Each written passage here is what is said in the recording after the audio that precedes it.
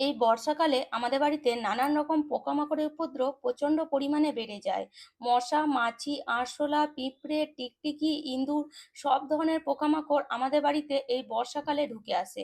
বিশেষ করে ইঁদুর প্রচুর পরিমাণে বাড়িতে আস্তে আস্তে বাড়তে থাকে। আর একবার যদি এই ইঁদুর আমাদের বাড়িতে ঢুকে আসে, পুরো বাড়ির জিনিসপত্র কেটে তছনছ করে ফেলে। আবার এই বর্ষাকালে আমরা মশার উৎপাতে রাতে ঠিক করে ঘুমাতেও পারি না। আরশোলাও প্রচুর পরিমাণে বাড়িতে বেড়ে যায়। আর এই সব পোকামাকড়ের হাত থেকে বাঁচার জন্য আমরা কি করি, তখন বাজার থেকে কেমিক্যালযুক্ত ওষুধ কিনে আনি। কিন্তু বাড়িতে যদি ছোট বাচ্চা থাকে বা বয়স্ক মানুষ থাকে, তাহলে আমার কথা মতো কেমিক্যালযুক্ত ওষুধ আপনারা একদমই ব্যবহার করবেন না। কেমিক্যালযুক্ত ওষুধ আমাদের শরীরে প্রচুর পরিমাণে ক্ষতি করে। সেগুলো হয়তো আমরা অনেকেই বুঝতে পারি না, আবার অনেকেই আমরা জানি। তবুও কেমিক্যালযুক্ত ওষুধ ব্যবহার করি, কেননা আমরা ভাবি এই ঘরোয়া রেমেডিতে কিছুই কাজ হবে না। তো বিশ্বাস করুন বন্ধুরা, একবার এই ঘরোয়া রেমেডি বানিয়ে দেখুন। 100% কাজ করবে যদি আপনি ঠিকঠাকভাবে এই ঘরোয়া রেমেডি বানাতে পারেন। তো এখানে প্রথমে দেখুন, আজকে আমি যে ঘরোয়া রেমেডি আপনাদের জন্য নিয়ে এসেছি, সেটাতে আপনি ইঁদুর, আরশোলা, মশা, মাছি, পিঁপড়ে সব কিছুই কিন্তু তাড়াতে পারবেন। তো তার জন্য পুরো ভিডিওটা অবশ্যই দেখবেন। পুরো ভিডিও না দেখলে কিন্তু কিছু বুঝতে পারবেন না। স্কিপ করে একদমই দেখবেন না। পুরো ভিডিওটা একটু মন দিয়ে দেখে নেন, আপনাদেরই উপকার হবে। তো দেখুন, এখানে আমি নিয়ে নিয়েছি কিছুটা পরিমাণ আদা। তো একদম যে বেশি পরিমাণে রেমেডি বানাতে হবে এমনটা কিন্তু নয়। একবার কম পরিমাণে জিনিস দিয়ে রেমেডিটি বানিয়ে দেখুন, কাজ করলে আবার আপনি বানাবেন। তো দেখুন, আদাটাকে নিয়েছি মোটামুটি ১ চামচের মতন, বড় চামচে। আর আদাটাকে এইভাবে গ্রেট করে নিয়েছি। আর আদার মধ্যে একটা কড়া ভাব আছে, একটা কড়া স্মেল আছে। আমরা যখন আদা গ্রেট করি তখনই বুঝতে পারি। তো সেই কড়া স্মেল কিন্তু কোনো রকম পোকামাকড় সহ্য করতে পারে না। তো এবার এখানে দেখুন, নিয়ে নিয়েছি কিছুটা পরিমাণ সাবান। আর এটা হলো বাসন মাজার সাবান, যে ভীম বার বা যেকোনো বাসন মাজার সাবান আপনারা এখানে ব্যবহার করতে পারেন। তো এখানে খুব বেশি নয়, বাসন মাজার সাবানও আপনি এইভাবে ১ চামচ পরিমাণে গ্রেট করে নেন। তারপরে দুটো জিনিসকে হাত দিয়ে এইভাবে আপনাকে মিশিয়ে নিতে হবে। যখন হাত দিয়ে মেশাবেন তখন আদার রসের কারণে কিন্তু সাবানটা অনেকটাই কিন্তু আদার সাথে মিশে যাবে। তো দেখতেই পাচ্ছেন, দেখুন ভালো মতন মিশে গেছে। এবার এখানে আমরা নিয়ে নেব কিছুটা পরিমাণ নিম পাতা।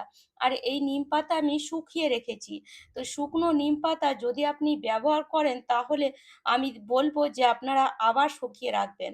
কেননা এই নিম পাতা এতটাই পোকামাকড় তাড়ানোর কাজে কার্যকারী। তো মোটামুটি ২ চামচের মতন বা হাতের মুঠোয় ১ মুঠোর মতন নিম পাতা নিয়ে নেবেন।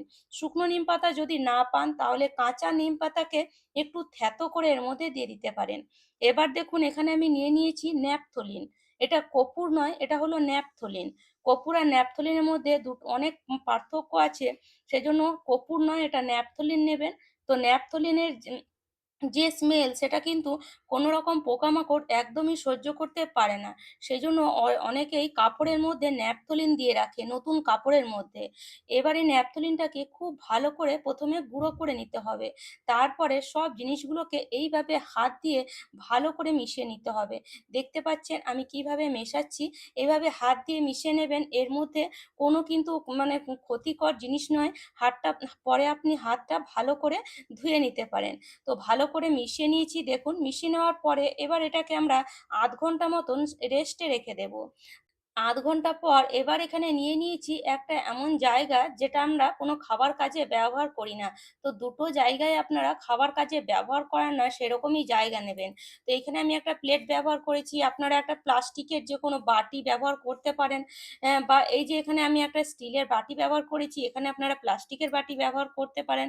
অনেক জিনিস বাসন আমাদের রান্নাঘরে থাকে, যেগুলো আমরা সাধারণত ফেলে দিই। কিন্তু সেগুলো ফেলে না দিয়ে আপনারা এইভাবে কাজে লাগিয়ে দেখুন, জিনিসটাও কাজে আসবে। আর এই যে রেমেডি আপনাদের শরীরে কোনো রকম ক্ষতি করবে না। তো সব জিনিসগুলোকে এই জলের মধ্যে দিয়ে ভালো করে মিশিয়ে আবার এটাকে ০.৫ ঘন্টা রেখে দিয়েছিলাম। ০.৫ ঘন্টা রাখার পরে এবার এটাকে এইভাবে ছেঁকে নিতে হবে। ছাঁকা খুবই ইম্পর্টেন্ট, কেননা এটা যদি আমরা স্প্রে বোতলের মধ্যে ঢালি, তাহলে কিন্তু স্প্রে বোতলে এই জিনিসগুলো সব আটকে যাবে। সেজন্য এইভাবে ছেঁকে নেবেন। বাকি যে জলটা রইলো সেটা আমি পরে ছেঁকে নেব। আর এটা দেখুন, কালারটা একদম সবুজ হয়ে এসেছে। যেহেতু এখানে আমরা সাবান ব্যবহার করেছিলাম। তো সেই সাবানের কারণে কালারটা সবুজ হয়েছে। কালার কোনো ইফেক্ট করে না। এই রেমেডি ঠিকঠাকভাবে বানাবেন তাহলেই কিন্তু হবে। তো চলুন এবার এটাকে আমি সাইডে রেখে নিয়ে নিলাম ওই প্লেটটা, আর ওই প্লেটের মধ্যে ২ চামচ পরিমাণে নিয়ে নিলাম গমের আটা। এবার অল্প, অল্প করে জল নেব। এই জলটাই নিতে হবে আর এই আটাটাকে এইভাবে ভালো করে মেখে নিতে হবে। তো অল্প, অল্প করে জল ব্যবহার করবেন যাতে এটা যেন একদম মানে পাতলা না হয়ে যায়। যেমন আমরা আটা মাখি ঠিক সেরকমই যেন এটা মাখা হয়। তো দেখুন এই অল্প, অল্প জল দিয়ে আমি আটাটাকে মেখে নিচ্ছি। আর এই রেমেডি এতটাই কার্যকারী যে একবার যদি বানান বারবার বানাবেন। কেননা এতে আপনি মশা, মাছি, আরশোলা, পিঁপড়ে, টিকটিকি, ইঁদুর মানে যেকোনো পোকামাকড় তাড়াতে পারেন। যদি আপনার বাড়িতে প্রচুর পরিমাণে ধরুন এই বর্ষার সময় জোঁক চলে আসে তাহলে এই জলটা ওর উপরে স্প্রে করে দিলে সেই জোঁক কিন্তু মরে যাবে। আর যদি আপনার বাড়িতে প্রচুর পরিমাণে কেল্লায় বা অনেক রকম পোকামাকড় থাকে যেগুলো বর্ষাকালে আমাদের বাড়িতে চলে আসে, তো সেগুলো আপনারা এই জলটা স্প্রে করেই তাড়াতে পারেন। তো দেখুন আটাটা এইভাবে একদম মেখে নিতে হবে। নরম করেও খুব বেশি মাখবেন না, আবার খুব বেশি শক্ত করেও মাখবেন না। তো দেখুন আটাটা আমি এখন মেখে নিয়েছি। দেখতে পাচ্ছেন অল্প, অল্প জল দিলাম, সেজন্য আটাটা কিন্তু একদম পারফেক্ট মাখা হয়েছে। এবার কি করব, এই আটাটাকে এইভাবে লম্বা করে তারপরে একদম ছোট্ট, ছোট্ট লেচি কেটে নেব। একদম ছোট্ট, ছোট্ট বলের মতন লেচি কেটে নেবেন।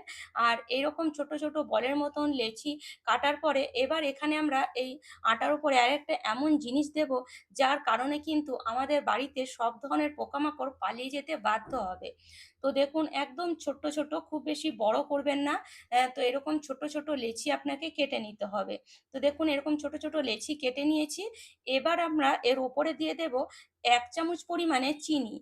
এর উপরে চিনি দেওয়ার কারণ হলো এটা আমরা বানালাম ইঁদুরের জন্য, আরশোলার জন্য। যদি এটাকে আপনি নরমালি রেখে দেন তাহলে এই জলের যে স্মেল সেটা কিন্তু আসবে। তো সেই কারণে কিন্তু ইঁদুর বা আরশোলা এটাকে নাও খেতে পারে। কিন্তু যখন এখানে আপনি একটু সামান্য চিনি দিয়ে দেবেন এইভাবে, চিনির মধ্যে এভাবে কোট করে নেবেন এই আটাটাকে, তখন কিন্তু দেখবেন এই চিনির মানে যে স্বাদ বা চিনির যে স্মেল সেই কারণে কিন্তু আরশোলা হোক বা ইঁদুর হোক এটাকে 100% খাবে। তো যদি আপনারা চিনি না দিতে চান সামান্য ঘিও দিয়ে দিতে পারেন। মানে ঘি, চিনি যেকোনো একটা আপনি এখানে এপ্লাই করতে পারেন। তো এইভাবে কিন্তু ভালো করে এই আটার মধ্যে এটাকে ভালো করে এভাবে কোট করে দিতে হবে। যাতে ওপর থেকে চিনির স্বাদ আসে বা ঘিয়ের স্বাদ আসে। তো দেখুন সবগুলো আমি ভালো মতন বানিয়ে নিয়েছি। দেখুন একদম চিনি খুব ভালো মতন বোঝা যাচ্ছে। আর এটাকে যখন আপনি নরমাল ২ দিন ৩ দিন রেখে দেবেন, এই চিনিটা কিন্তু মেল্ট হয়ে যাবে আর আরো স্বাদ হয়ে যাবে। মানে স্বাদটা আরো বেড়ে যাবে। তো দেখবেন ইঁদুর বা আরশোলা এটাকে 100% খাবেই খাবে। তো যদি আপনার বাড়িতে এই বর্ষাকালে প্রচুর পরিমাণে ছোট ইঁদুর, বড় ইঁদুর হয়ে থাকে বা আরশোলার উৎপাত প্রচণ্ড বেশি হয়ে থাকে, তাহলে এরকম ছোট, ছোট বল বানিয়ে পুরো রান্নাঘর ভালো করে রাতের বেলায় পরিষ্কার করে তারপরে আপনি যে, যে জায়গায় মনে হয় ইঁদুর, আরশোলা দেখা যায় সেই জায়গায় ১ টা ২ টো করে বল এইভাবে দিয়ে দেন। দেখবেন আজকে না হলে কালকে ইঁদুর হোক, আরশোলা হোক এগুলোকে খাবেই খাবে। আর এগুলো যখন খাবে তখন তাদের শরীরে একটা রিঅ্যাকশন শুরু হয়, তাদের একদমই কিন্তু সহ্য হবে না। কেননা এখানে এই জলের মধ্যে আমরা যে, যে জিনিসগুলো মিশিয়েছি সেগুলো কিন্তু কোনো রকম পোকামাকড় খেলে একদমই সহ্য করতে পারবে না। তো 100% আপনার বাড়ি ছেড়ে ইঁদুর, আরশোলা পালিয়ে যেতে বাধ্য হবেই হবে। তো দেখুন ওটা তো আমরা রেখে দিলাম। এবার এই যে জলটা আছে এই জলটা আপনি মোটামুটি ১ মাস ব্যবহার করতে পারেন। এটা কখনোই কিন্তু খারাপ হবে না। তো এইভাবে জল বানিয়ে আপনি রেখে দিয়ে ১ থেকে ১.৫ মাস ২ মাস মানে যতদিন আপনার ইচ্ছা ততদিন ব্যবহার করুন। তো ৭ থেকে ৮ দিন যখন এই জলটা পুরো বাড়িতে স্প্রে করতে লাগবেন, তখন দেখবেন আস্তে, আস্তে আপনার বাড়ি ছেড়ে সব ধরনের পোকামাকড় পালিয়ে গেছে। তো বাড়ির কোণায়, কোণায় এইভাবে এই জলটাকে সন্ধ্যেবেলায়, সকালবেলায় দুবেলা যদি স্প্রে করেন খুব তাড়াতাড়ি কিন্তু কাজ দেবে। বাড়িতে যদি প্রচুর পরিমাণে ধরুন পিঁপড়ে হয়ে থাকে, পিঁপড়ের উপরে স্প্রে করবেন। মশা, মাছি, আরশোলা, পিঁপড়ে, টিকটিকি মানে সব ধরনের পোকামাকড় পালিয়ে যাবে। তো বাড়ির কোণায়, কোণায় এই বর্ষাকালে এইভাবে স্প্রে করে দেখুন, কোনো রকম কেমিক্যালযুক্ত ওষুধ আপনাকে বাইরে থেকে আর কিনে আনতে হবে না। আর আপনার শরীরে বা আপনার বাড়িতে থাকা ছোট বাচ্চা বা বয়স্ক মানুষের শরীরে কোনো রকম ক্ষতি হবে না। তো আশা করি বন্ধুরা আজকের টিপসটি আপনাদের কাজে আসবে। আর আমার টিপস যদি আপনাদের এতটুকুও ভালো লেগে থাকে তাহলে অবশ্যই লাইক করবেন, শেয়ার করবেন। আমার চ্যানেলে নতুন বন্ধু হয়ে থাকলে চ্যানেলটি অবশ্যই সাবস্ক্রাইব করে নেবেন এরকম নিত্য নতুন টিপস দেখার জন্য। তাহলে চলুন আজ এই পর্যন্ত। ভালো থাকবেন, সুস্থ থাকবেন। ধন্যবাদ।